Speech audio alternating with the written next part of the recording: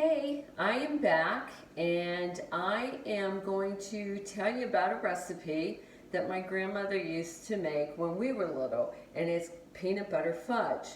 Well, we lost the recipe and we didn't find it for a really long time, and then the Appalachian Woman book came out. And this is Rutha. It's about Rutha, and her daughter Patty wrote this book. Well, when I read the book, inside the book, it was the recipe of the peanut butter fudge. And it was called Rutha's Peanut Butter Fudge. So I was really excited about getting this. So we are going to start making it right now. What you need, I got a saucepan. I'm going to go ahead and turn the heat on. Probably about medium heat. And then we're going to combine brown sugar. And we need the whole 2 pounds of brown sugar. And Ava is here, and she's going to help me make it. I'm going to teach her and pass on the generations of making this fudge. So Ava is going to take the 3/4 stick of butter and put it in the pan. Okay, and then we're going to take 3/4 can of evaporated milk. And yes, I am measuring today. With fudge, you just can't just whip it up because you have to have the exact measurements, because if you don't, you could really mess it up. So I have 3/4 of evaporated milk, and Ava's going to pour it in the pan. And then we're going to take 2 pounds of brown sugar, 2 pounds. And then what we're going to do is we are going to leave this on the skillet, and we're going to bring the mixture.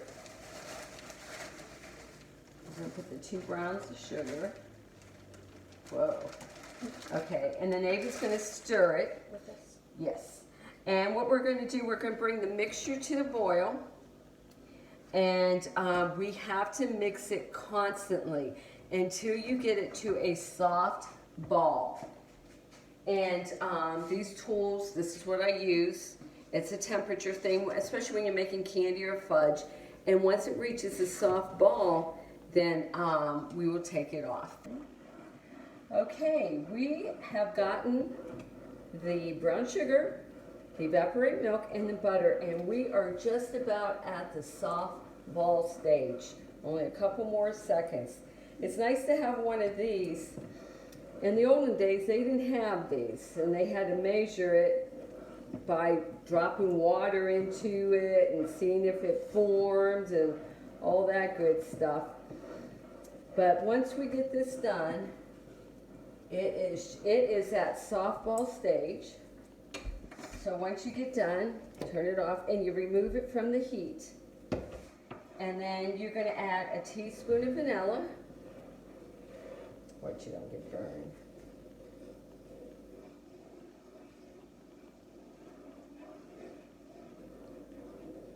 Okay. And when you're cooking this, you have to constantly stir it. Do not leave it at all. It has to be constantly stirred. And then you're going to add the peanut butter. 3/4. Yeah, 3/4. You got to hurry up. You got to kind of get it when it's real hot.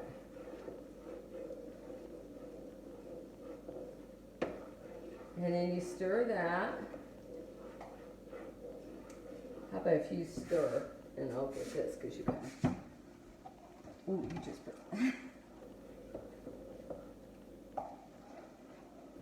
Okay, and we're making a mess here. And then you get the marshmallow cream. And you use just a small container. This is 7 ounces. And you put that in there.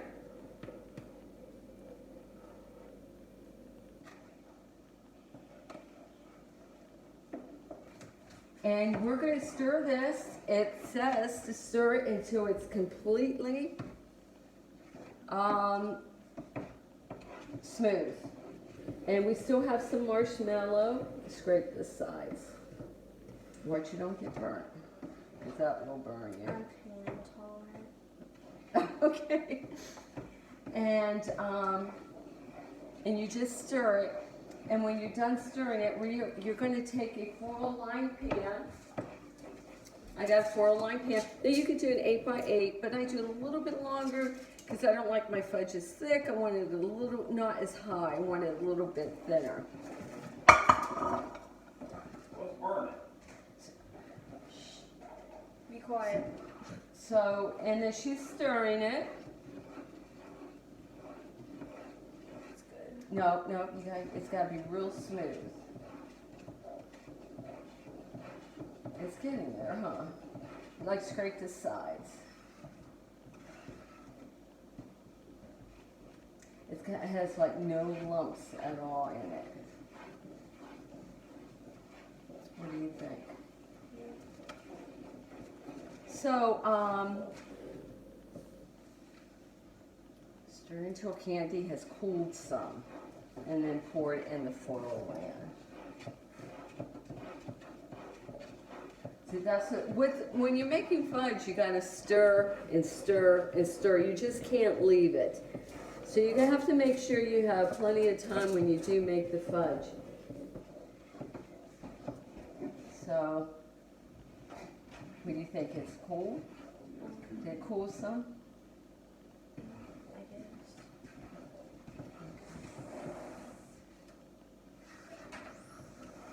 Okay, so I think what we're going to do, we're going to take this, and you want me to do it, or you? Okay. I think to do it. Okay, we're going to take this, and we're going to pour it in the pan.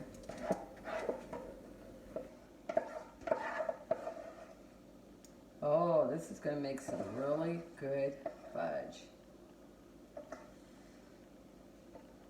And that is it. We're going to put it in the refrigerator and let it sit. And we're going to have some nice fudge for Christmas.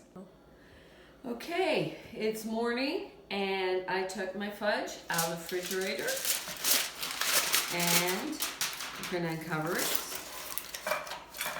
And you take the foil off of it. And then you're going to cut it up into pieces. And I got this nice cutting board my husband Arnold made for me. And the last time I made this fudge, I made it with my cousin Dana. We were so excited that we found the recipe that we couldn't wait to make it. So we made it one year for Christmas. And then you cut it, and you cut it up any slice pieces you want.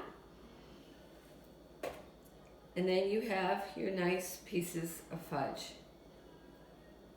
And Merry Christmas, and voila.